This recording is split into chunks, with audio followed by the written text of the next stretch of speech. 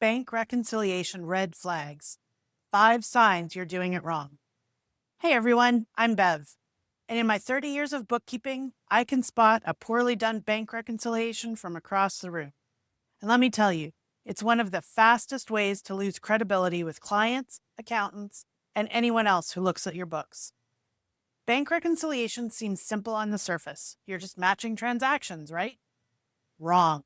There's so much more happening under the hood, and the mistakes I see people make tell me immediately whether they understood bookkeeping fundamentals or if they're just going through the motions. Today, I'm going to show you the 5 biggest red flags that scream amateur when it comes to bank reconciliations. More importantly, I'll tell you exactly how to fix each one so your reconciliations look professional and actually serve their purpose. Whether you're new to bookkeeping, trying to build your credibility, or a business owner who's winging it with your own books, these red flags could be costing you money, time, and professional reputation. Before we dive in, let me ask you this. Have you ever finished a bank reconciliation and felt like something was off, but you couldn't quite put your finger on what? Or maybe you've had an accountant or more experienced bookkeeper look at your work and immediately point out problems you didn't even know existed? That's because bank reconciliation isn't just about making the numbers match. It's about understanding what those numbers mean and catching problems before they become disasters. I've seen businesses fail audits, miss fraud, and make terrible financial decisions, all because their bank reconciliations looked balanced on paper, but were hiding serious problems underneath. Red flag number 1. You have old, outstanding checks from more than 90 days ago. This is the number 1 sign that tells me someone doesn't understand what they're doing. I'll look at a bank reconciliation and see outstanding checks from 6 months ago, a year ago, or even longer. Here's why this is a massive red flag.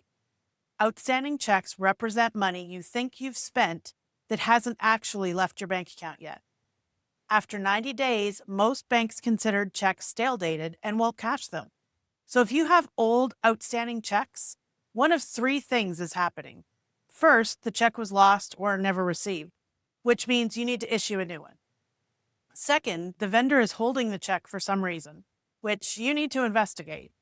Or third, you've recorded a check that was never actually written. Here's what professionals do. Every month, I review outstanding checks over 60 days old. I contact vendors to find out what happened. If a check was lost, I void the old one and issue a new one. If the vendor confirms they won't cash it, I reverse the transaction. Action step: right now, look at your outstanding checks. Anything over 90 days old needs to be researched and resolved this week. Don't just let them sit there making your reconciliation look sloppy. Red flag number 2, your bank reconciliation balances, but you have unexplained deposits or withdrawals. I see this all the time. Someone shows me a perfectly balanced bank reconciliation, and I ask, what's this $500 deposit for March 15th? And they say, oh, I don't know what it is, but the reconciliation balances, so must be right. No, no, no. A balanced reconciliation with unexplained transactions is worse than an unbalanced one because it means you're not actually reconciling. You're just forcing numbers to match. Every single transaction on your bank statement should be accounted for in your books. If there's a deposit, you should know exactly where that money came from. If there's a withdrawal, you should know exactly what it paid for. Here's what this red flag usually indicates. You're using plug entries to make things balance. You're missing transactions in your books, or you're not actually reviewing each line item on your bank statement. The professional approach: I go through every single line on the bank statement. Unknown deposits get researched. I call the bank, check with the client, review supporting documentation. Unknown withdrawals get the same treatment. Nothing gets ignored just because the bottom line balances.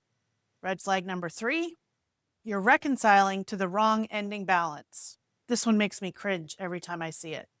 Someone will do a bank reconciliation to the current balance in their accounting software instead of the ending balance on the bank statement for the period they're reconciling. Here's the problem. Your bank statement has a specific ending date and ending balance. That's what you reconcile to. If you're reconciling to today's balance when you're working on last month's reconciliation, you're including transactions that happened after your reconciliation period. I've seen people spend hours trying to make their reconciliation balance, getting more and more frustrated, only to realize they were reconciling to the wrong target number the entire time. Always reconcile to the ending balance shown on the bank statement for the specific period you're working on. If you're reconciling March, you reconcile to the March 31st ending balance shown on your March bank statement. Period. Pro tip: write the statement ending balance at the top of your reconciliation so you don't accidentally use the wrong number. I literally write statement ending balance and the amount so there's no confusion. Red flag number 4: you have the same unreconciled transactions month after month. This is a sign that you're not actually resolving discrepancies. You're just working around them. I'll see someone's reconciliation from January and transaction number 1234 is unreconciled. Then I look at February and transaction 1234 is still sitting there unreconciled. This tells me you don't understand that unreconciled transactions need to be investigated and resolved, not ignored. Every unreconciled item represents a potential problem in your books. Common causes can include transactions recorded in the wrong month, duplicate entries, transactions recorded but never actually processed, or timing differences that were never corrected. Here's my process for handling this. Any transaction that remains unreconciled for more than 2 months gets flagged for investigation. I research original documentation, verify whether the transaction actually occurred, and either correct the error or adjust the books accordingly. The amateur approach: letting these transactions accumulate month after month, hoping they'll somehow resolve themselves. They won't. Red flag number 5: you're making adjusting entries to force the reconciliation to balance. This is the most dangerous red flag of all. I'll see reconciliations where someone has made a journal entry labeled bank reconciliation adjustment or miscellaneous adjustment just to make the numbers work. This isn't bookkeeping, this is creative writing, and it's guaranteed to cause problems down the road. Here's why this is so dangerous. When you make adjusting entries without understanding what caused the discrepancy, you're masking real problems. Maybe there's fraud happening. Maybe you have duplicate transactions. Maybe your sales are being recorded incorrectly. You'll never know if you just plug the difference. I had a client whose previous bookkeeper had been making monthly reconciliation adjustments for 2 years. When we finally unwound all those adjustments, we discovered $15,000 in duplicate payments to vendors. The business had been bleeding money, but the adjustments had hidden it. The professional approach: if your reconciliation doesn't balance, you stop and find out why. You don't make it balance by force. You investigate every discrepancy until you understand what happened, then you make the appropriate correction. Now, here's something most people get completely wrong. They think reconciliation is just for bank accounts. Wrong. Listen carefully.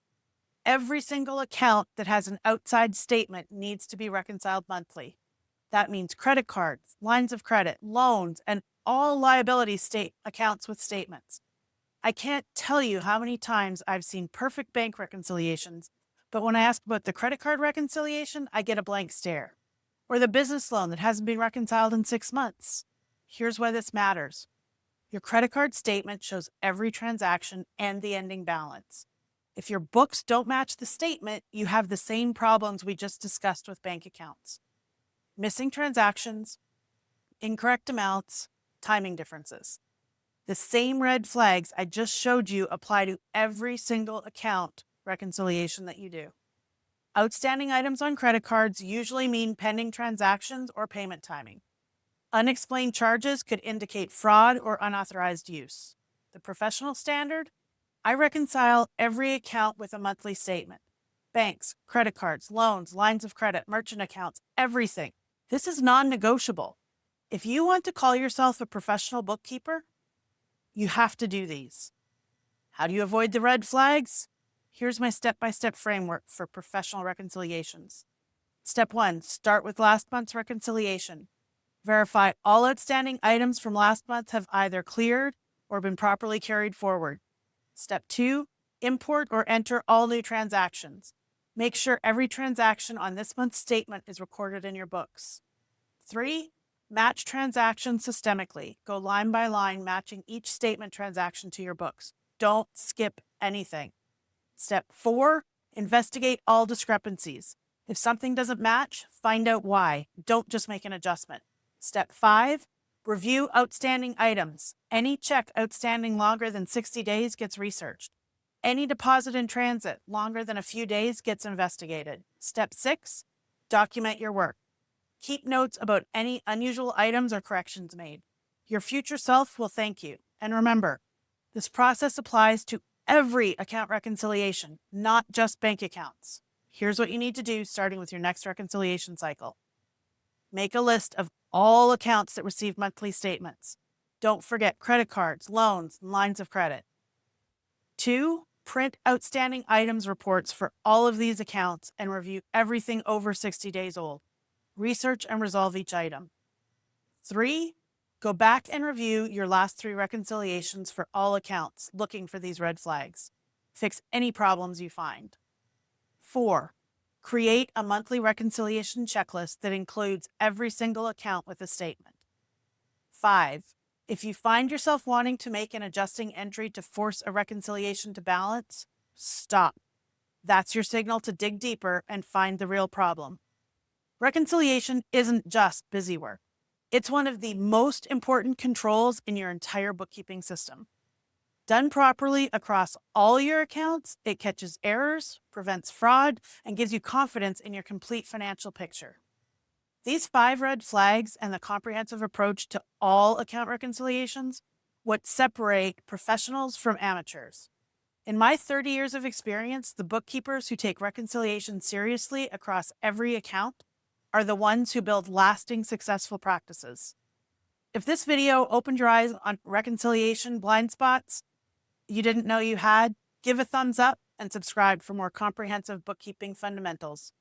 Drop a comment below and tell me which accounts you've been forgetting to reconcile. I guarantee you're not alone.